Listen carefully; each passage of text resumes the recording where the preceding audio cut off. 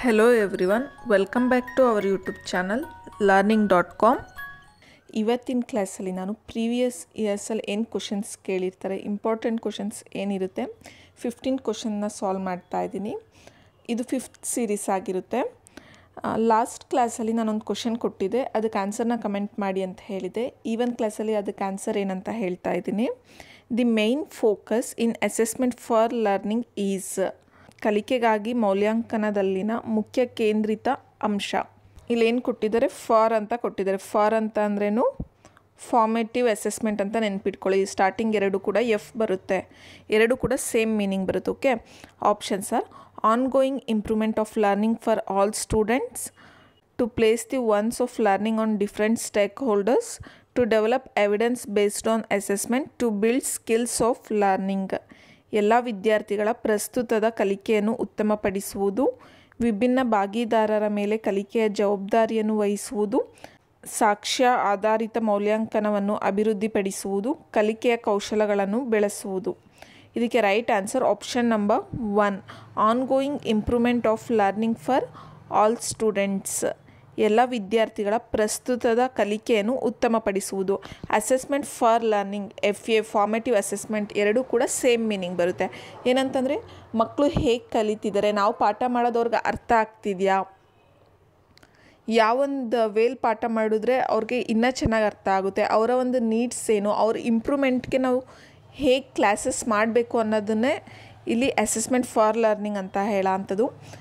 ಹೇಗೆ ಮಾಡ್ತಾರೆ ಅಂತಂದರೆ ಪಾಠದ ಮಧ್ಯೆ ಕ್ವಶನ್ಸ್ ಕೇಳೋ ಅಂಥದ್ದು, ಫೀಲ್ಡ್ ಟ್ರಿಪ್ ಕರ್ಕೊಂಡೋದಾಗ ಅಲ್ಲಿಂದ ಬಂದಮೇಲೆ ಆ ಒಂದು ಟಾಪಿಕ್ ಬಗ್ಗೆ ಡಿಸ್ಕಷನ್ ಮಾಡೋ ಅಂಥದ್ದು, ಕ್ವಶನ್ ಕೇಳೋ ಅಂಥದ್ದು, ಕ್ವಿಸ್ ಕೊಡೋ ಅಂಥದ್ದು, ಯೂನಿಟ್ ಟೆಸ್ಟ್, ಚಿಕ್ಕ ಟೆಸ್ಟ್ಗಳು ಕೊಡೋ ಅಂಥದ್ದು, ಇದೆಲ್ಲದೂ ಕೂಡ ಏನಾಗುತ್ತೆ, ಫಾರ್ಮೇಟಿವ್ ಅಸೆಸ್ಮೆಂಟ್ ಫಾರ್ ಲರ್ನಿಂಗ್ ಆಗುತ್ತೆ. Okay, on going improvement of learning for all students, ಮಕ್ಕಳ ಕಲಿಕೆ ಇಂಪ್ರೂವ್ಮೆಂಟ್ಗೋಸ್ಕರ ಮಾಡೋ ಅಂಥದ್ದು assessment for learning. Assessment of learning ಏನಿದೆ ಅದು ಸಮೇಟಿವ್ ಅಸೆಸ್ಮೆಂಟ್ ಅಂತ ಹೇಳ್ತಾರೆ. ಅದು ಏನಿದ್ರು ಕೂಡ ಫೈನಲ್ ಎಕ್ಸಾಮ್ ಮಿಡ್ ಟರ್ಮಲ್ಲಿ ಮಾಡೋ ಅಂಥದ್ದು. Okay, next question. The principle that states development is a never ending process is, ವಿಕಾಸವು ಯಾವಾಗಲೂ ಕೊನೆಗೊಳ್ಳದ ಪ್ರಕ್ರಿಯೆ ಎಂಬುದನ್ನು ಸೂಚಿಸುವ ತತ್ವ. Options are the principle of continuity, the principle of integration, the principle of developmental directions, the principle of interrelation. ನಿರಂತರತೆಯ ತತ್ವ, ಸಮಗ್ರತೆಯ ತತ್ವ, ವಿಕಾಸದ ನಿರ್ದೇಶನಗಳ ತತ್ವ, ಅಂತರ ಸಂಬಂಧದ ತತ್ವ. ಇದಕ್ಕೆ right answer option number 1, principle of continuity, ನಿರಂತರತೆಯ ತತ್ವ. ಡೆವಲಪ್ಮೆಂಟ್ ಅನ್ನೋದೇನು, ಅದು ಯಾವತ್ತೂ ಕೂಡ ಸ್ಟಾಪ್ಸ್ ಆಗಲ್ಲ, ನೆವರ್ ಎಂಡಿಂಗ್ ಅದು, ಹೌದಲ್ವಾ. Development is an continuous process, ಜನನದಿಂದ ಮರಣದವರೆಗೂ ಇರುತ್ತೆ ಡೆವಲಪ್ಮೆಂಟ್ ಅನ್ನೋದು. ಓಕೆ, ಗ್ರೋತ್ ಅನ್ನೋದು ಒಂದು ಸರ್ಟೆನ್ ಪೀರಿಯಡ್ ಎಂಟರ್ ಆದಮೇಲೆ ಅದೇನಾಗುತ್ತೆ, ಸ್ಟಾಪ್ ಆಗುತ್ತೆ ಗ್ರೋತ್, ಬೆಳವಣಿಗೆ ಅನ್ನೋದು. ಬಟ್ ವಿಕಾಸ ಅನ್ನೋದು ಏನಾಗಿರುತ್ತೆ, ಹುಟ್ಟಿನಿಂದ ಮರಣದವರೆಗೂ ಇರುತ್ತೆ, ಇದೊಂದು ಕಂಟಿನ್ಯೂಯಸ್ ಪ್ರೋಸೆಸ್ ಆಗಿರುತ್ತೆ. Okay, next question. The ability of a child to get along with oneself and others indicates, ತನ್ನೊಂದಿಗೆ ಮತ್ತು ಇತರರೊಂದಿಗೆ ಬೆಳೆಯುವ ಒಂದು ಮಗುವಿನ ಸಾಮರ್ಥ್ಯ. Options are mental development, socialisation, maturity, intelligence. ಮಾನಸಿಕ ವಿಕಾಸ, ಸಾಮಾಜೀಕರಣ, ಪರಿಪಕ್ವತೆ, ಬುದ್ಧಿವಂತಿಕೆ. ಆ ಮಗು ಏನಿರುತ್ತೆ, oneself and others indicates, ಬೇರೆಯವ್ರ ಜೊತೆ ಬೆರೆಯೋದಕ್ಕೆ ಏನಂತ ಹೇಳ್ತಾರೆ ಅಂತ ಕೇಳ್ತಿದ್ದಾರೆ. ಸೊ ಇದಕ್ಕೆ right answer option number 2, socialisation, ಸಾಮಾಜೀಕರಣ. ತನ್ನ ಫ್ರೆಂಡ್ಸ್ ಜೊತೆ ಆಗಿರ್ಬೋದು, ಅಥವಾ ಸುತ್ತಮುತ್ತ ಏನು ಎನ್ವೈರ್ನಮೆಂಟ್ ಇರುತ್ತೆ, ಅಕ್ಕಪಕ್ಕ ಮನೆಯವ್ರ ಜೊತೆ ಆಗಿರ್ಬೋದು, ಯಾವುದೇ ಒಂದು ಸಿಚುಯೇಷನ್ಗೆ ಆ ಮಗು ಅಡ್ಜಸ್ಟ್ ಆಗೋದಕ್ಕೆ ಅಥವಾ ಆ ಒಂದು ಎನ್ವೈರ್ನಮೆಂಟ್ಗೆ ಹೊಂದ್ಕೊಳ್ಳೋದಕ್ಕೆ ಏನಂತ ಹೇಳ್ತಾರೆ, ಸೋಷಿಯಲೈಸೇಷನ್ ಅಂತ ಹೇಳ್ತಾರೆ. Next question. In the process of growth and development, socialization means, ಬೆಳವಣಿಗೆ ಮತ್ತು ವಿಕಾಸದ ಪ್ರಕ್ರಿಯೆಯಲ್ಲಿ ಸಾಮಾಜೀಕರಣದ ಅರ್ಥ. Options are properly understanding the social norms, creating own self norms, respecting people surrounding us, adapting and adjusting to social environment. ಸಮಾಜದ ನಿಯಮಗಳನ್ನು ಸೂಕ್ತವಾಗಿ ಅರ್ಥ ಮಾಡಿಕೊಳ್ಳುವುದು, ಸ್ವಯಂ ಸ್ವನಿಯಮಗಳನ್ನು ಸೃಜಿಸಿಕೊಳ್ಳುವುದು, ನಮ್ಮ ಸುತ್ತಲಿನ ಜನರನ್ನು ಗೌರವಿಸುವುದು, ಸಾಮಾಜಿಕ ವಾತಾವರಣಕ್ಕೆ ಹೊಂದಿಕೊಳ್ಳುವುದು ಮತ್ತು ಹೊಂದಾಣಿಕೆ ಮಾಡಿಕೊಳ್ಳುವುದು. ಇದಕ್ಕೆ right answer option number 4, adapting and adjusting to social environment, ಸಾಮಾಜಿಕ ವಾತಾವರಣಕ್ಕೆ ಹೊಂದಿಕೊಳ್ಳುವುದು ಮತ್ತು ಹೊಂದಾಣಿಕೆ ಮಾಡಿಕೊಳ್ಳುವುದು. ನಾನು ಪ್ರೀವಿಯಸ್ ಕ್ವಶನಲ್ಲೇ ಹೇಳಿದೆ, ಸೋಷಲೈಸೇಷನ್ ಅಂತ ಅಂದರೆ ಒಂದು ಏನೊಂದು ಸಿಚುಯೇಷನ್ ಬರುತ್ತೆ ಆ ಒಂದು ಸಿಚುಯೇಷನ್ನ ಅಡ್ಯಾಪ್ಟ್ ಮಾಡ್ಕೊಳ್ಳೋದು ಮತ್ತು ಹಾಗೆ ಅಡ್ಜಸ್ಟ್ ಮಾಡ್ಕೊಳ್ಳೋ ಅಂಥದ್ದು, ಹೊಂದಾಣಿಕೆ ಮಾಡ್ಕೊಳ್ಳೋ ಅಂಥದ್ದು ಆ ಒಂದು ಎನ್ವೈರನ್ಮೆಂಟ್ಗೆ, ಅದಕ್ಕೆ ಏನಂತ ಹೇಳ್ತಾರೆ, ಸೋಷಲೈಸೇಷನ್ ಅಂತ ಹೇಳ್ತಾರೆ. ಫಾರ್ ಎಕ್ಸಾಂಪಲ್ ನಾವು ಸೌತ್ ಇಂಡಿಯನ್ಸ್ ನಮ್ಮ ಒಂದು ಕಲ್ಚರ್, ನಮ್ಮ ಫುಡ್ ಸ್ಟೈಲ್ಗೆ ಅಡ್ಜಸ್ಟ್ ಆಗಿರ್ತೀವಿ, ಹೌದಲ್ವಾ. ನೆಕ್ಸ್ಟ್ ನಾವು ಏನಾದರೂ ನಾರ್ತ್ ಇಂಡಿಯಾಗೆ ಹೋದಾಗ ಅಲ್ಲಿಯ ಒಂದು ಫುಡ್ ಸ್ಟೈಲ್ ಆಗಿರ್ಬೋದು, ಅಲ್ಲಿಯ ಒಂದು ಕಲ್ಚರ್ ಆಗಿರ್ಬೋದು, ಎಲ್ಲದೂ ಕೂಡ ಡಿಫ್ರೆಂಟ್ ಆಗಿರುತ್ತೆ. ಆ ಒಂದು ಕಲ್ಚರ್ಗೆ, ಆ ಒಂದು ಫುಡ್ ಸ್ಟೈಲ್ಗೆ ನಾವು ಅಡ್ಜಸ್ಟ್ ಆಗೋದಕ್ಕೆ ಏನಂತ ಹೇಳ್ತಾರೆ, ಸೋಷಲೈಸೇಷನ್ ಅಂತ ಹೇಳ್ತಾರೆ. Next question, according to Vygotsky, in the process of learning, Vygotsky ಅವರ ಪ್ರಕಾರ ಕಲಿವಿನ ಪ್ರಕ್ರಿಯೆಯಲ್ಲಿ options are language influences profoundly on thinking process, thought emerges first then the language, thinking and children language are different, language has no influence. ಭಾಷೆಯು ಆಲೋಚನಾ ಪ್ರಕ್ರಿಯೆಯನ್ನು ಗಾಢವಾಗಿ ಪ್ರಭಾವಿಸುತ್ತದೆ. ಮೊದಲು ಆಲೋಚನೆ ಮತ್ತು ನಂತರ ಭಾಷೆಯು ಹೊರಹೊಮ್ಮುತ್ತದೆ. ಆಲೋಚನೆ ಮತ್ತು ಮಕ್ಕಳ ಭಾಷೆಯು ಬೇರೆ ಬೇರೆಯಾಗಿರುತ್ತದೆ. ಭಾಷೆಯ ಯಾವುದೇ ಪ್ರಭಾವ ಇರುವುದಿಲ್ಲ. ಇದಕ್ಕೆ right answer option number 1, language influences profoundly on thinking process.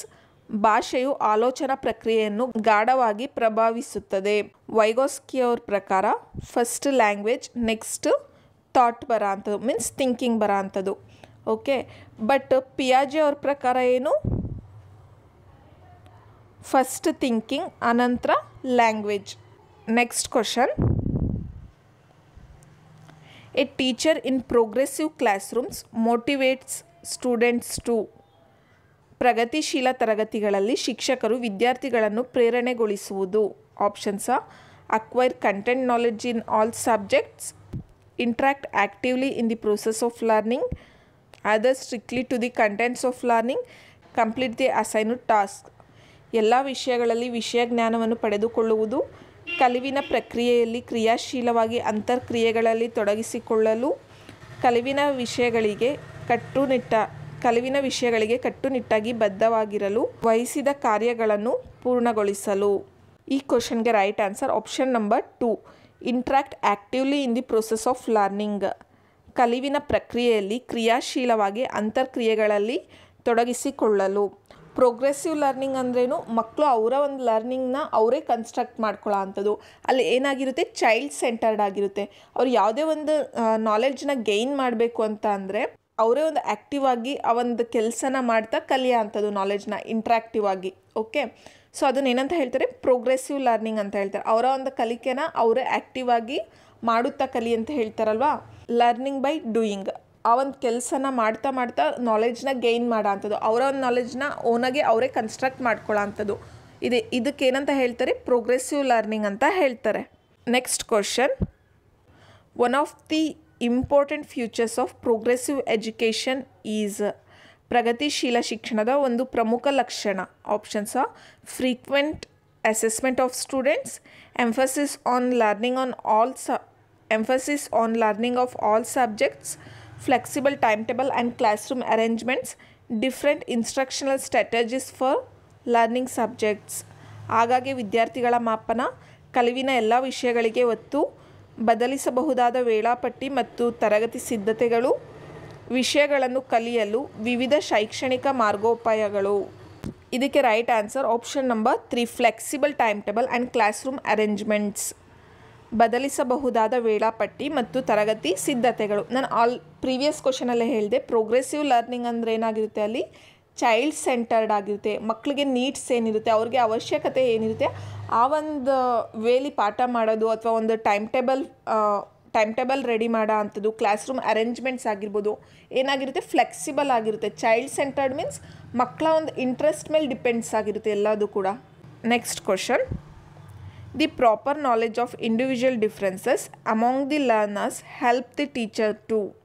ಕಲಿಕಾರ್ಥಿಗಳಲ್ಲಿನ ವ್ಯಕ್ತಿ ವಿಭಿನ್ನತೆಗಳ ಸೂಕ್ತ ಜ್ಞಾನವು ಶಿಕ್ಷಕನಿಗೆ. Options are adjust his methods of teaching, promote students for higher classes, design new curriculum of instruction, widen his content knowledge.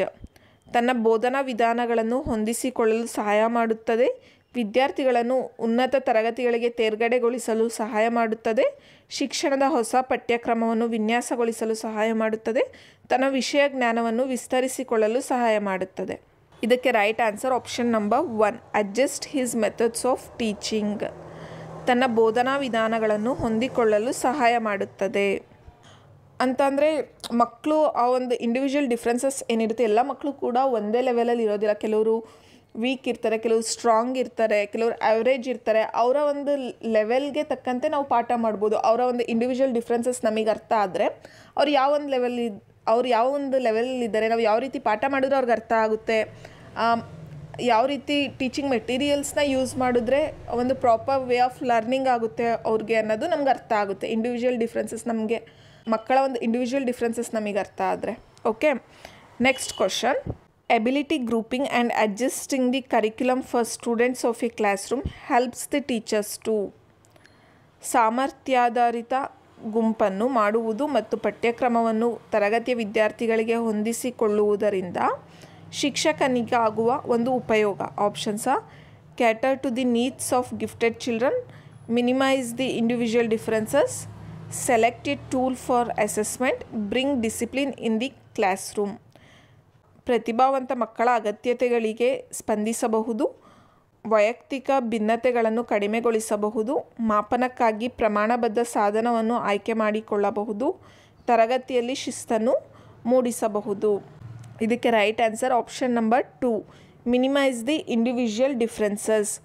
ವೈಯಕ್ತಿಕ ಭಿನ್ನತೆಗಳನ್ನು ಕಡಿಮೆಗೊಳಿಸಬಹುದು, ಮಕ್ಕಳನ್ನ group ಮಾಡೋ ಅಂಥದ್ದು, ಗ್ರೂಪಲ್ಲಿ ಲರ್ನಿಂಗ್ ಮಾಡೋ ಅಂಥದ್ದು, ಗ್ರೂಪಲ್ಲಿ ಕ್ವಶನ್ಸ್ ಕೇಳೋ ಅಂಥದ್ದು. ಇದರಿಂದ ಏನಾಗುತ್ತೆ, ಮಿನಿಮೈಸ್ ದಿ ಇಂಡಿವಿಜುವಲ್ ಡಿಫ್ರೆನ್ಸಸ್. ಮಕ್ಕಳಲ್ಲಿ ಇಂಡಿವಿಜುವಲ್ ಡಿಫ್ರೆನ್ಸಸ್ ಅನ್ನೋದೇನಾಗುತ್ತೆ, ಕಡಿಮೆ ಮಾಡಬಹುದು. ಇದರಿಂದ ಗ್ರೂಪಲ್ಲಿ ಕ್ವಶನ್ಸ್ ಕೇಳೋ ಅಂಥದ್ದು, ಗ್ರೂಪಿಗೆ ಮಾರ್ಕ್ಸ್ ಕೊಡೋ ಅಂಥದ್ದು ಆ ಒಂದು ಕ್ವಶನ್ಸ್ಗೆ. ಈ ರೀತಿ ಮಾಡಿದಾಗ ಏನಾಗುತ್ತೆ, ಇಂಡಿವಿಜುವಲ್ ಡಿಫ್ರೆನ್ಸಸ್ ಅಲ್ಲಿರೋದಿಲ್ಲ. ಅಲ್ಲಿ ಗ್ರೂಪ್ ಬಂದಾಗ ಯುನಿಟಿ ಅನ್ನೋದು ರೆಪ್ರೆಸೆಂಟ್ ಆಗುತ್ತೆ ಅಲ್ಲಿ, ಹೌದಲ್ವಾ. Next question. A measure to minimise gender bias in classrooms is. ಲಿಂಗ ಪಕ್ಷಪಾತವನ್ನು ತರಗತಿಗಳಲ್ಲಿ ಕಡಿಮೆಗೊಳಿಸುವ ಒಂದು ಕ್ರಮ. Options are assigning different task to boys and girls, giving the example of both men and women, assigning same academic tasks to boys and girls, separating boys and girls in classrooms. ಹೆಣ್ಣು ಮತ್ತು ಗಂಡು ಮಕ್ಕಳಿಗೆ ವಿಭಿನ್ನ ಕಾರ್ಯಗಳನ್ನು ವಹಿಸುವುದು, ಗಂಡಸರು ಮತ್ತು ಹೆಂಗಸರು ಇಬ್ಬರ ಉದಾಹರಣೆಗಳನ್ನು ನೀಡುವುದು, ಹುಡುಗರು ಮತ್ತು ಹುಡುಗಿಯರಿಗೆ ಒಂದೇ ರೀತಿಯ ಶೈಕ್ಷಣಿಕ ಕಾರ್ಯಗಳನ್ನು ನೀಡುವುದು, ತರಗತಿಯಲ್ಲಿ ಹುಡುಗರು ಮತ್ತು ಹುಡುಗಿಯರನ್ನು ಬೇರ್ಪಡಿಸುವುದು. ಇದಕ್ಕೆ right answer option number 3, assigning same academic task to boys and girls. ಅಂತಂದರೆ ಹುಡುಗರಿಗೆ ಒಂದೇ ಥರದ ಶೈಕ್ಷಣಿಕ ಕಾರ್ಯಗಳನ್ನು ನೀಡುವುದು. ಇಲ್ಲಿ ಏನು ಕೇಳ್ತೀರಾ ಅಂಥದ್ದು, ಮಿನಿಮೈಸ್ ಮೀನ್ಸ್ ಕಡಿಮೆ ಮಾಡೋ ಅಂಥದ್ದು. ಮೀನ್ಸ್ ಹುಡುಗ ಗ್ರೇಟು ಹುಡುಗಿ ಗ್ರೇಟು ಈ ರೀತಿ ಭೇದ ಭಾವ ಮಾಡಬಾರ್ದು, ಕಡಿಮೆ ಮಾಡಬೇಕು. ಆಗ ಯಾವ ರೀತಿ ಒಂದು ಕ್ಲಾಸ್ ರೂಮಲ್ಲಿ ಮೆಜರ್ಸ್ನ ತೊಗೋತೀರಾ ಅಂತ ಕೇಳಿದಾಗ ಇಲ್ಲಿ ಕೊಟ್ಟಿರೋ ಅಂಥ ಆಪ್ಷನ್ಗೆ ರೈಟ್ ಆನ್ಸರ್ ಏನು ಬರುತ್ತೆ, ಇಬ್ರಿಗೂ ಒಂದೇ ಈಕ್ವಲಾಗಿ ಟ್ರೀಟ್ ಮಾಡೋ ಅಂಥದ್ದು, ಇಬ್ರಿಗೂ ಒಂದೇ ರೀತಿ ಟಾಸ್ಕ್ ಕೊಡೋ ಅಂಥದ್ದು ಈಕ್ವಲ್ ಆಗಿ.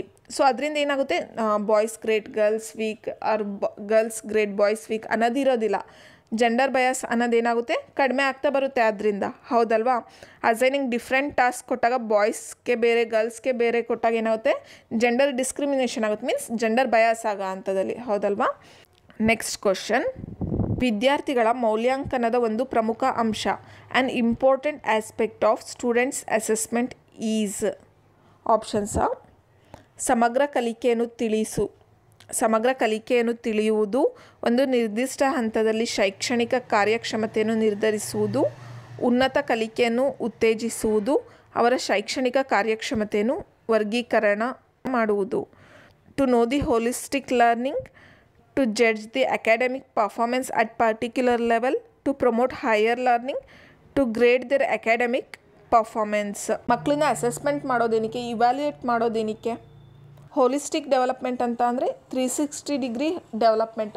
ಮಕ್ಕಳಲ್ಲಿ ಸ್ಪೋರ್ಟ್ಸಲ್ಲಿ ಆಗಿರ್ಬೋದು, ಅಥವಾ ಅಕಾಡೆಮಿಕಲ್ಲಿ ಆಗಿರ್ಬೋದು, ಇಲ್ಲ ಕಲ್ಚರಲ್ ಆಗಿರ್ಬೋದು, ಅವರ ಒಂದು ಡಿಸಿಪ್ಲಿನ್ ಆಗಿರ್ಬೋದು, ಆಲ್ ಓವರ್ ಡೆವಲಪ್ಮೆಂಟ್ ಏನಿರುತ್ತೆ ಅದನ್ನು ಹೋಲಿಸ್ಟಿಕ್ ಡೆವಲಪ್ಮೆಂಟ್ ಅಂತಾರೆ.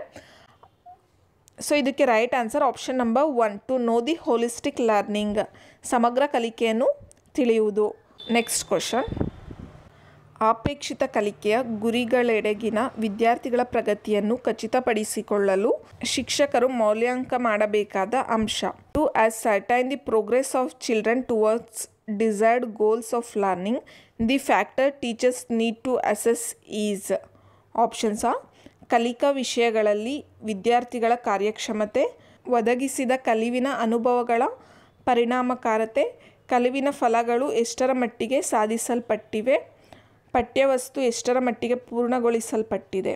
The performance of students in scholastic subjects, effectiveness of learning experiences provided, to extend of accomplishment of learning outcomes, to extend of completion of syllabus. Option number 3 ಏನಾಗಿದೆ, correct ಆಗಿದೆ. To extend of accomplishment of learning outcomes, ಕಲಿವಿನ ಫಲಗಳು ಎಷ್ಟರ ಮಟ್ಟಿಗೆ ಸಾಧಿಸಲ್ಪಟ್ಟಿವೆ, ಅವ್ರು ಯಾವೊಂದು ಲೆವೆಲ್ವರೆಗೂ ಅವರೊಂದು ಅಚೀವ್ಮೆಂಟ್ನ reach ಆಗಿದ್ದಾರೆ ಅನ್ನೋದನ್ನ ತಿಳ್ಕೊಬೋದು. Next question. The ability of child to produce ideas, objects or problem solution that are novel, appropriate and useful refers to. ಕಲ್ಪನೆಗಳು, ವಸ್ತುಗಳು ಅಥವಾ ಸಮಸ್ಯೆ ಪರಿಹಾರಗಳನ್ನು ನವೀನವಾಗಿ, ಸೂಕ್ತವಾಗಿ ಮತ್ತು ಉಪಯುಕ್ತವಾಗುವಂತೆ ಉತ್ಪನ್ನಗೊಳಿಸುವ ಒಂದು ಮಗುವಿನ ಸಾಮರ್ಥ್ಯವೇ. Options are giftedness, creativity, aptitude, attitude. ಪ್ರತಿಭಾನ್ವಿತತೆ, ಕ್ರಿಯಾಶೀಲತೆ, ಅಭಿಕ್ಷಮತೆ, ಮನೋಧೋರಣೆ. ಇದಕ್ಕೆ right answer option number 2 creativity, ಕ್ರಿಯಾಶೀಲತೆ. ಏನಂತಂದರೆ ಡಿಫ್ರೆಂಟ್ ಐಡಿಯಾಸಿಂದ ಒಂದು ಪ್ರಾಬ್ಲಮ್ ಸಾಲ್ವ್ ಮಾಡೋ ಅಂಥದ್ದು, ಡ್ರಾಯಿಂಗ್ ಮಾಡೋ ಅಂಥದ್ದು, ಕ್ರಿಯೇಟಿವಿಟಿಗೆ ಇಂಪಾರ್ಟೆನ್ಸ್ ಇರೋ ಅಂಥದ್ದಲ್ಲಿ. ಈ ಪ್ರಾಬ್ಲಮ್ ಸಾಲ್ವ್ ಮಾಡ್ತಿದ್ದಾರೆ ಅಂದರೆ ಅವ್ರು ಒಂದೇ ವೇಲಿ ಥಿಂಕ್ ಮಾಡ್ತಿರಲ್ಲ, ಡಿಫ್ರೆಂಟ್ ವೇಯಲ್ಲಿ ಥಿಂಕ್ ಮಾಡ್ತಿರ್ತಾರೆ. ಇದೇನಾಗಿರುತ್ತೆ, ಇದು ಡೈವರ್ಜೆಂಟ್ ಥಿಂಕಿಂಗ್, ಇದು ಕ್ರಿಯೇಟಿವಿಟಿ ಅನ್ನೋದು. ಇದಕ್ಕೆ ರೈಟ್ ಆನ್ಸರ್ ಆಪ್ಷನ್ ನಂಬರ್ 2 ಕ್ರಿಯಾಶೀಲತೆ. Next question. The rational behind inclusive education is. ಒಳಗೊಳ್ಳುವ ಶಿಕ್ಷಣದ ಹಿಂದಿರುವ ತಾರ್ಕಿಕತೆ. Options are schools need to cater to heterogeneous society, showing sympathy on special children and provide them facilities. Special children should not be separated from other children in classrooms.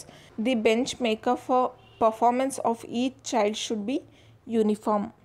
ವೈವಿಧ್ಯಮಯ ಸಮಾಜದ ಅಗತ್ಯಗಳಿಗೆ ಶಾಲೆಗಳು ಸ್ಪಂದಿಸುವುದು, ವಿಶೇಷ ಮಕ್ಕಳಿಗೆ ಕನಿಕರವನ್ನು ತೋರುವುದು ಮತ್ತು ಅವರಿಗೆ ಸೌಲಭ್ಯಗಳನ್ನು ಒದಗಿಸುವುದು, ವಿಶೇಷ ಅಗತ್ಯತೆಯ ಮಕ್ಕಳನ್ನು ತರಗತಿಗಳಲ್ಲಿ ಇತರೆ ಮಕ್ಕಳಿಂದ ಬೇರ್ಪಡಿಸುವುದು, ಪ್ರತಿ ಮಗುವಿನ ಶೈಕ್ಷಣಿಕ ನಿರ್ವಹಣೆಯ ಮಾನದಂಡ ಒಂದೇ ಆಗಿರುವುದು. ಇದಕ್ಕೆ right answer option number 3 special children should not be separated from other children in class room. ವಿಶೇಷ ಅಗತ್ಯತೆಯ ಮಕ್ಕಳನ್ನು ತರಗತಿಗಳಲ್ಲಿ ಇತರೆ ಮಕ್ಕಳಿಂದ ಬೇರ್ಪಡಿಸದಿರುವುದು.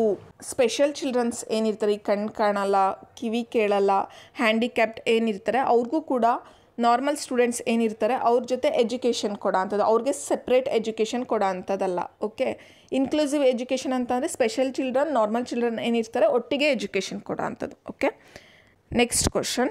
The term dyslexia is associated with. Dyslexia ಪದವು ಸಂಬಂಧ ಹೊಂದಿರುವುದು. Options social disorder, mental disorder, mathematical disorder, reading disorder. ಸಾಮಾಜಿಕ ಅಸ್ವಸ್ಥತೆಯೊಂದಿಗೆ, ಮಾನಸಿಕ ಅಸ್ವಸ್ಥತೆಯೊಂದಿಗೆ, ಗಣಿತೀಯ ಅಸ್ವಸ್ಥತೆಯೊಂದಿಗೆ, ಓದುವಿಕೆಯ ಅಸ್ವಸ್ಥತೆಯೊಂದಿಗೆ. ಇದಕ್ಕೆ right answer option number 4 reading disorder, ಓದುವಿಕೆಯ ಅಸ್ವಸ್ಥತೆಯೊಂದಿಗೆ. ಡಿಸ್ಲೆಕ್ಸಿಯಾ ಅಂತಂದರೆ ಆ ಮಕ್ಕಳಿಗೆ ಓದೋದಕ್ಕೆ ಪ್ರಾಬ್ಲಮ್ ಆಗ್ತಿರುತ್ತೆ. ಈಗ ಡಾಗ್ ಇದೆ ಅಂತಂದರೆ ಆ ಮಗುವಿಗೆ ಉಲ್ಟಾ ಕಾಣ್ತಿರುತ್ತದು, ಗಾಡ್ ಈ ರೀತಿ. ಸೊ ಇದಕ್ಕೆ ಏನಂತ ಹೇಳ್ತಾರೆ, ಡಿಸ್ಲೆಕ್ಸಿಯಾ, ರೀಡಿಂಗ್ ಪ್ರಾಬ್ಲಮ್ ಇರುತ್ತೆ ಆ ಮಕ್ಕಳಲ್ಲಿ. Okay, next question. Thinking as a process of cognitive activity. ಜ್ಞಾನಾತ್ಮಕ ಚಟುವಟಿಕೆಯ ಪ್ರಕ್ರಿಯೆಯಾಗಿ ಆಲೋಚನೆಯು. Options makes the child a daydreamer, leads the child to solve problems mentally, leads the child to learn by trial and error, leads to manipulate situations. ಮಗುವನ್ನು ಹಗಲುಗನಸು ಕಾಣುವಂತೆ ಮಾಡುತ್ತದೆ, ಮಾನಸಿಕವಾಗಿ ಸಮಸ್ಯೆಗಳನ್ನು ಬಿಡಿಸಲು ಮಗುವನ್ನು ಮುನ್ನಡೆಸುತ್ತದೆ, ಯತ್ನ ಮತ್ತು ದೋಷದಿಂದ ಕಲಿಯಲು ಮಗುವನ್ನು ಮುನ್ನಡೆಸುತ್ತದೆ, ಸನ್ನಿವೇಶಗಳನ್ನು ಕುಶಲತೆಯಿಂದ ಮುನ್ನಡೆಸುವಂತೆ ಮಾಡುತ್ತದೆ. ಈ ಒಂದು ಕ್ವಶನ್ಗೆ ಏನು ಆನ್ಸರ್ ಅಂತ ಕಮೆಂಟ್ ಬಾಕ್ಸಲ್ಲಿ ಕಮೆಂಟ್ ಮಾಡಿ. ನೆಕ್ಸ್ಟ್ ಕ್ಲಾಸಲ್ಲಿ ನಾನು ಆನ್ಸರ್ ಹೇಳ್ತೀನಿ. ನಿಮಗೆ ಗೊತ್ತಿರಬೇಕು ಕಾಗ್ನಿಟಿವ್ ಆರ್ ಇಂಟಲೆಕ್ಚುಯಲ್ ಅಂತಂದರೆ ಬುದ್ಧಿಶಕ್ತಿಗೆ ರಿಲೇಟೆಡ್ ಆಗಿರೋ ಅಂಥದ್ದು. ಗೆಸ್ ಮಾಡಿ ಆನ್ಸರ್ ಏನು ಅಂತ ಕರೆಕ್ಟಾಗಿ. ನಿಮಗೆ ಕ್ಲಾಸ್ ಹೆಲ್ಪ್ಫುಲ್ ಆಗಿದೆ ಅಂದ್ಕೊಂಡಿದ್ದೀನಿ. ಕರ್ನಾಟಕ TET ಹಾಗೂ central TET exam, GPSTR, HSTR ಎಲ್ಲದಕ್ಕೂ ಕೂಡ ತುಂಬ ಯೂಸ್ಫುಲ್ ಆಗುತ್ತೆ. ನಮ್ಮ ಯೂಟ್ಯೂಬ್ ಚಾನಲಲ್ಲಿ ಪ್ರೀವಿಯಸ್ ಇಯರ್ ಕ್ವಶನ್ಸ್ ಹಾಗೂ TETಗೆ ಇಂಪಾರ್ಟೆಂಟ್ ಕಾನ್ಸೆಪ್ಟ್ಸ್ ಏನಿದೆ ಬೋತ್ ಕನ್ನಡ ಆ್ಯಂಡ್ ಇಂಗ್ಲೀಷಲ್ಲಿ ಎಕ್ಸ್ಪ್ಲೈನ್ ಮಾಡಿದ್ದೀನಿ. ಟೆಲಿಗ್ರಾಮ್ ಗ್ರೂಪ್ಗೆ ಜಾಯ್ನ್ ಆಗಿಲ್ಲ ಅಂದರೆ ಡಿಸ್ಕ್ರಿಪ್ಷನ್ ಬಾಕ್ಸಲ್ಲಿ ಲಿಂಕ್ ಕೊಟ್ಟಿರ್ತೀನಿ, ಜಾಯ್ನ್ ಆಗಿ.